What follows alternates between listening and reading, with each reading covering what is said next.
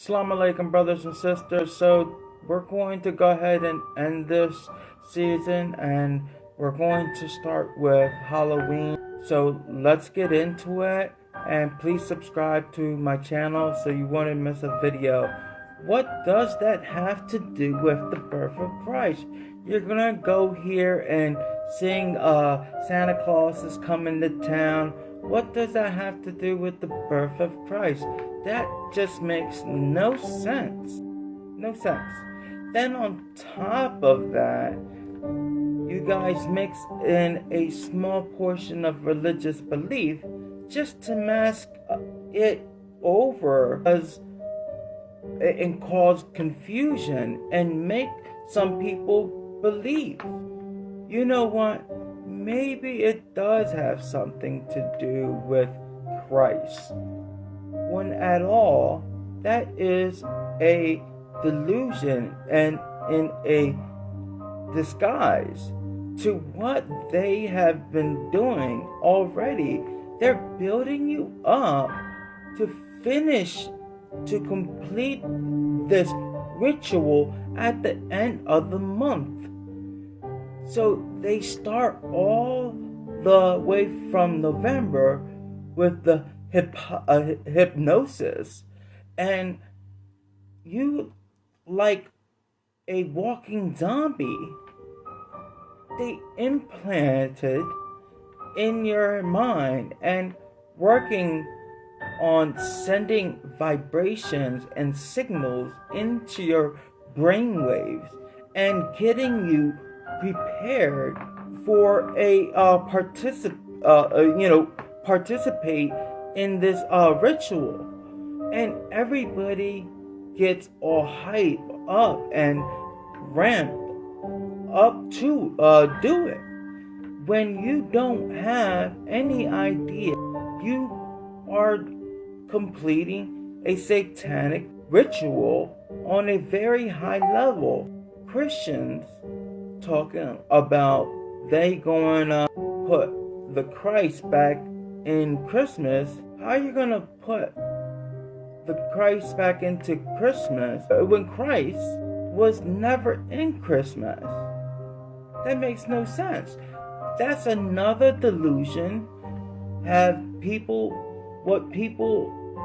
thinking that they're going to doing something and try to have people rationalize their mind for the reason that they about to do this ritual. Well, maybe I can just say it's the worship of Christ, but no, it's not. The worship of Christ, it has nothing to do with Christ, and it's self-evident. When you look on a TV, you're going to see Santa Claus, going to see Rudolph the Red-Nosed Reindeer, you're going to see a snowman. What does any of that have to do with Christ? Like it was mentioned before, Constantine mixed paganism and with Christianity. Eventually, paganism overtook the whole doctrine of Christianity. It flooded the Christian doctrine. So there were no more remains of the actual origin of the Christian doctrine. That's essentially what happened. And now you're left doing satanic worship. That's how clever Satan is. He done slithered his way all the way into Christianity.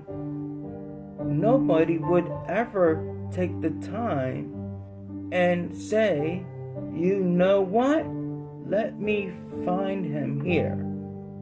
When Satan got his home base and headquarters right in Christianity, he got everybody deceived. You know what? Let us look at Revelation 12 verse 9.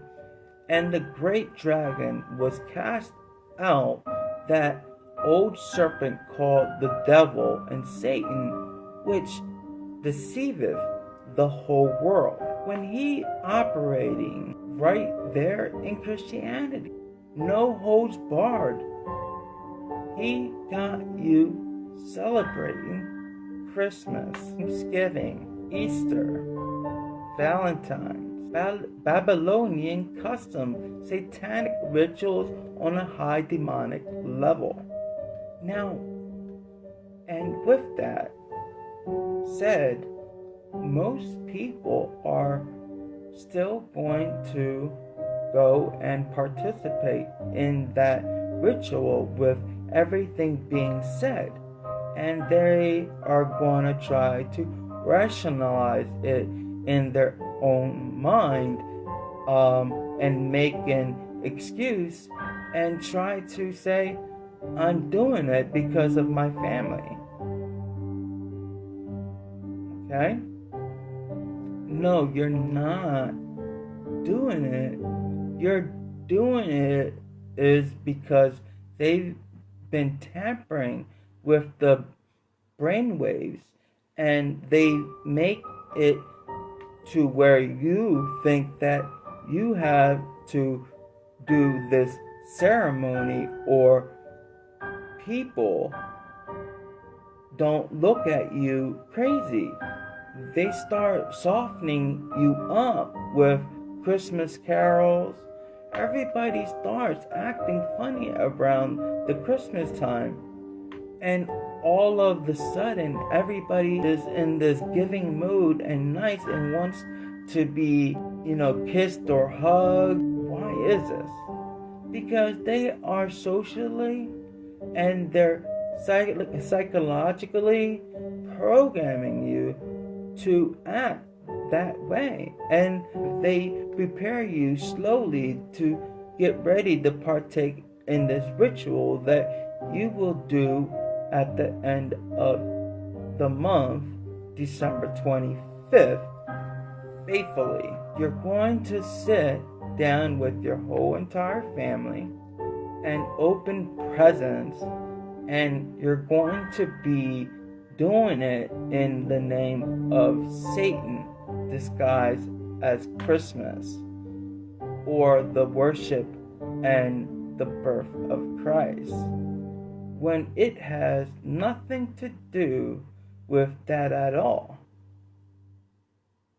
Everybody's getting all nice and friendly for the holiday season. What about the rest of the month? Because Christmas is on a high demonic level, and the elite know that they got you partaking in it. Like I said, most people are still going to do it, and that's fine. Listen, if you want to go and celebrate Christmas and worship Satan directly on a high level, I have no problem with that.